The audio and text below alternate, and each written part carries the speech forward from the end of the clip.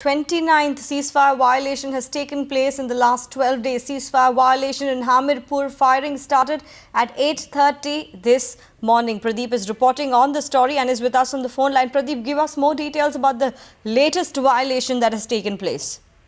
Morning at 8:30 a.m. Indian Standard Time, once again there has been unprovoked firing from the Pakistan side, and many of the forward posts in this area in Hamirpur, which is in Poonch district, has come under Pakistan fire. Indian troops too have retaliated. They had been firing from their automatic rifles.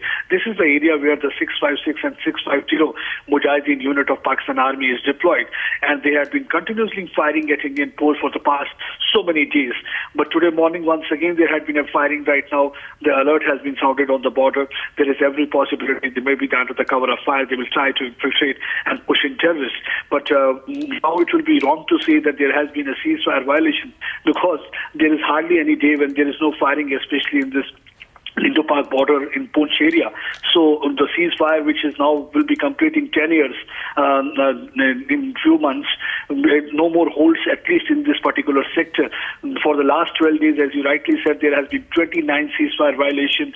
Last night also the intermittent firing was going on in Hamirpur sector. There was a lull for quite some time, for a few hours. Once again today morning, the guns have started blazing. Indian troops too are giving a befitting reply so that they can silence the Pakistani guns. Some of the posts we have seen during the past few days, which had been perturbing and creating trouble for Indian troops, have been decimated. Indian right now, aggressive posting from India has started earlier. There was a kind of a restraint, but now the message has been conveyed to the commanders on the ground that whenever there is a firing from the Pakistan side, you need to be a little bit more aggressive, and there need to be a pinpointed firing and accurate firing on the bunkers where from the fire is coming towards the Indian side or the Indian villages.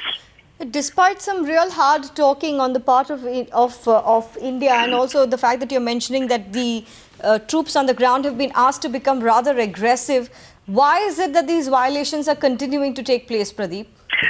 See, there are three things which one can understand. I've been moving in this line of control area for 2-3 days. So we have seen that one is a normal ploy, that there is a firing. They want to just push in terrorists. A large number of terrorists are waiting on the launch pads on the Pakistan side for the past several months, and they have not been successful to sneak into the Jammu and Kashmir.